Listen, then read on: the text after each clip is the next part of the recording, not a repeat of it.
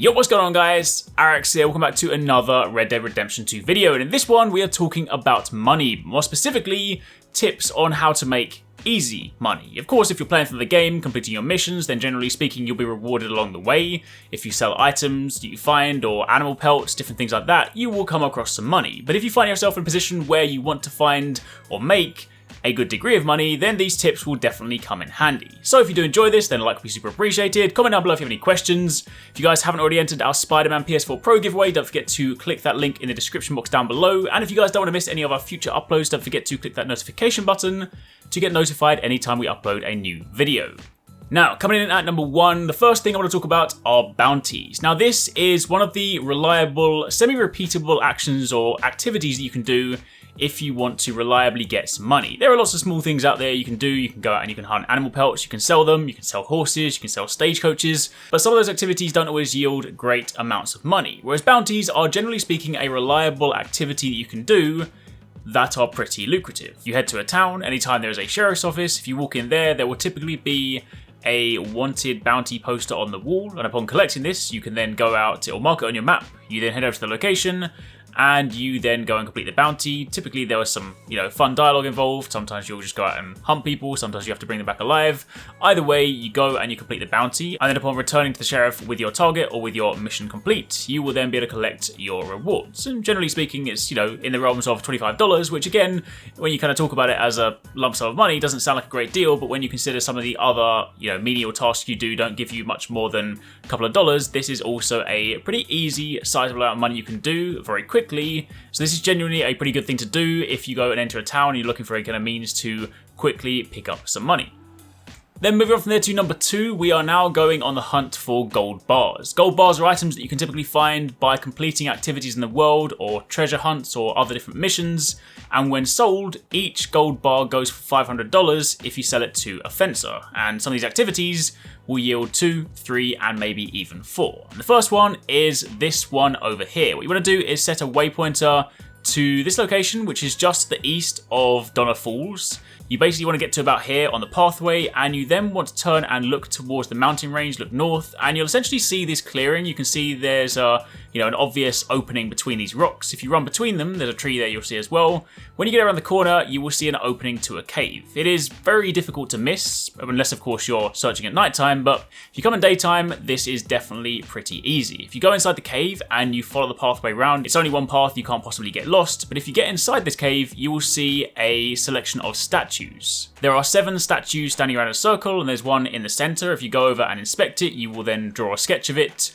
But what you actually need to do here is solve a small puzzle. Each of the 7 statues has a button by it, and you need to press the right number of buttons in order to open up the central statue, and that will then allow you to get the gold bars. Now, for the sake of this video, I'm going to tell you guys exactly what you need to do, but long story short, each of the 7 male statues has a number of fingers missing on their hands, and the number of fingers they have remaining is essentially the number for that statue. So you might see some of them have just 1 finger, some of them might have 3 fingers and a thumb, some of them might have fingers broken off on one hand and them on the other. Essentially, when you count them up, they add up to a number, and in order to open the central statue, you need to press in the prime numbers. So in the case of these statues, that is 2, 3, 5, and 7. Now most of those are pretty self-explanatory. You just go around looking for the statue, you look for the one that has 2 fingers, you press the button in, you look for the one that has 3 fingers, 5 fingers, and you also press those ones in.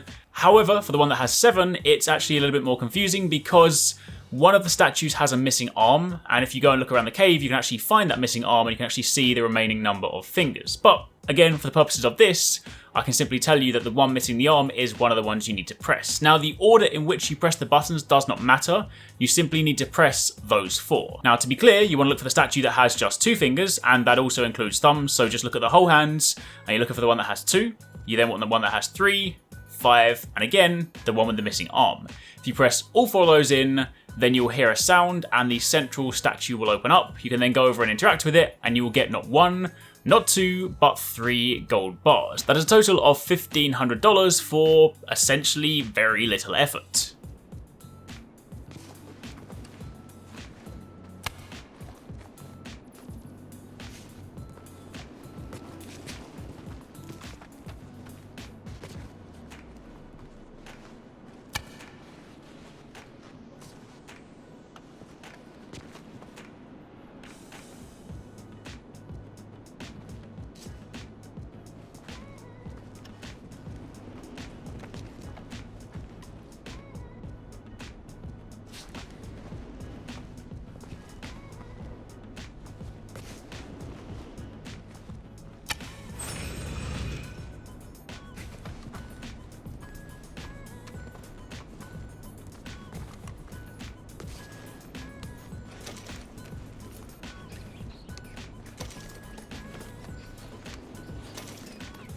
Then moving on from there to number 3, this one is a little bit more involved. You want to head over to just south of Cairn Lake. There's this little hut over here. If you put it on your marker and you head all the way over there, there is a small shack. If you go inside there and then you walk and you turn to the right, you will see there is a box underneath the bed. If you interact with this and you take the contents, there is a map which kicks off the Poisonous Trail treasure quest. Upon doing that, you then need to follow the marked map and discover those locations, and upon going to each of the subsequent locations, you will get another map, which will then eventually lead you to the treasure. Now, I'm not going to make you go looking for yourself, I'm going to tell you exactly where you need to go. Your first location is southeast of Valentine. If you go all the way down here to where it says Scarlet, just between the R and the L of the Scarlet sign, where it says Face Rock, this is where you want to be. If you actually come out of here, you'll see amongst all this grass and all these fallen down logs, there is one standalone broken tree stump. If you then walk over to it, you'll see at the back there is actually an opening. You can interact with it, you'll reach in and you'll grab the next map. From there, you then want to go northeast of your previous location, and we are now heading over to the east of the Kamasa River. If you go and put your waypoint marker around about here, you will then come over to this opening. You will see a group of rocks, essentially over this miniature mound, and then in the center, there is a much more identifiable collection of rocks with a hole in the very middle. If you go and interact with that, that is your next map. With that found, you can now head to your final location, which is back to the Elysian Pool. If you guys followed my instructions for the Dreamcatcher video, then you'll already have been here. But either way, you go to this pool, then what you want to do is work towards the waterfall. And we're then going to go inside, and there's a secret cave here. And we need to go and follow a very particular path. You want to bring out your lantern, because it does get pretty dark in here. So for the first part, you just walk through until you get into this opening.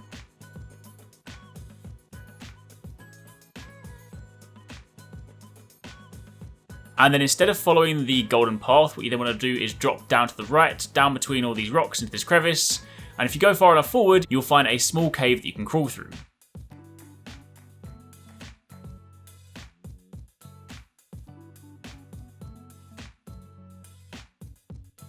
From here, what you then want to do is you want to take a right. And you then want to go straight, you can ignore that second right. Keep walking forwards, hug the wall on the left, and continue following your path all the way around.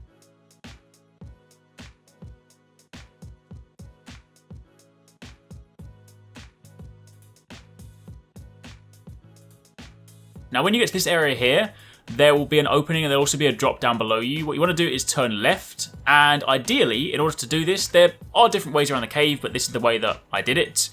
If you go and stand up and then basically start sprinting towards the edge and then press square, you should jump. You will then fall onto the platform below, and you'll just about land, and you should, roll and actually kind of make the jump as opposed to rolling backwards. The first couple of times I did this, I did fall off and I fell to my death and I had to work my way back here. But if you do it correctly, you will then be able to clamber up, and you can then slide down the cave beneath. You'll land in some water. If you then climb up on this little ledge, and then there'll be a collection of rocks right in front of you, and you have the option to search it. And upon searching it, you will find not 1, not 2, not 3, but 4 gold bars. That is a total of $2,000. So if you've got the last ones, we're now up to $3,500. And then for the final one, what we're going to do is go east of the Dakota River, set your waypoint marker around about here, and head up to this hill. You'll find a stranger there, and if you go and speak to him, there will be a cutscene. I'm going to skip past it for this time. It's not a story cutscene, it's just a completely random one, but essentially he's going to tell you that he's a treasure hunter, and he tries to sell you a map. If you buy it for $10, you can then begin the next treasure hunt. Exact same principle as the last one. This will then give you some locations, but I'm going to tell you where you need to go. So for your first one, what you want to do is go a little bit north of where we were just at, and then put your marker just on the T of Caliban's Seat. This will basically bring you to the top of this mountain ridge. And if you get up to where I am, you'll see to the left, there is sort of like a small campsite with a broken down tent, and there's this little gap down between. You can walk down the slope. If you go left, and you essentially want to hug the wall. Now be careful when you're going around here, because again, it's a very small ledge. If you mess up, you'll fall off and you'll die. I'm talking from previous experience here. It happened to me. But if you continue walking around, you clamber up, you jump down, you'll eventually get onto the edge, and there'll be an area where you can interact with. You can reach under there, and you can grab your next map. For this next location, you then want to go further north to Kotora Springs and set your waypoint marker to around about here. You then get to this area with a load of ponds, but there's also a collection of rock statues or rock, stacks. And then in the middle, there's one that's kind of like a T shape. There's a flat one lying on top of a tall one. If you then go over to there, you will then have the ability to interact with it, and that will then allow you to reach in and grab the last map. This will then lead you to the final location. For the final location, we're then going to go over to the east, and we are going to go to Arekkz Run, I believe that's how you pronounce it, and in the middle of the lake, there is a small island. If you then go over there, swim over, climb into the middle of the lake, you'll actually find when you climb up, there is a sort of suspicious looking rock there. You can interact with it, you'll flip it over, and inside that, you will find 2 more gold bars. So altogether, if you've done all of those, we now have a grand total of 9 gold bars, and that is $4,500. And, you know, if you're talking in GTA terms, that doesn't sound like a great deal of money, but in Red Dead Redemption, that's actually a fair amount of money when you consider that selling things like horses can give you as little as like $3 or $4, and trading in small pelts and things. So this is a sizable amount of money. If you go to upgrade your camp, you can use it for,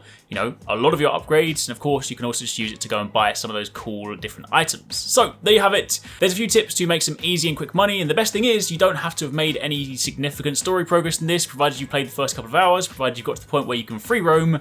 You can do pretty much all of these. You will need to do a few missions to unlock the ability to do bounties, but all the treasure stuff you can do right off the bat. So, happy hunting, and of course, don't forget to keep it locked for plenty more from Red Dead Redemption 2.